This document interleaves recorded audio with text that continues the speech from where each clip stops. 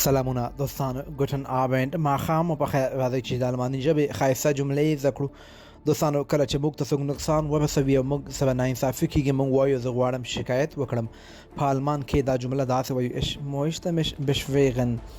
ich möchte mich beschweren. زه غواړم شکایت وکړم.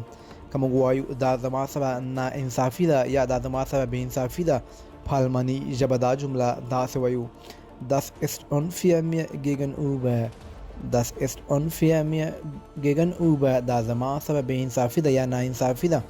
دوستانو که موږ چاته وایو زه باید چاته شکایت وکړم دا جمله په آلماني ژبه څنګه وایو تاسو په کمنټ کې ولیکئ ګورئ چې څوک دا جمله صحیح لیکي.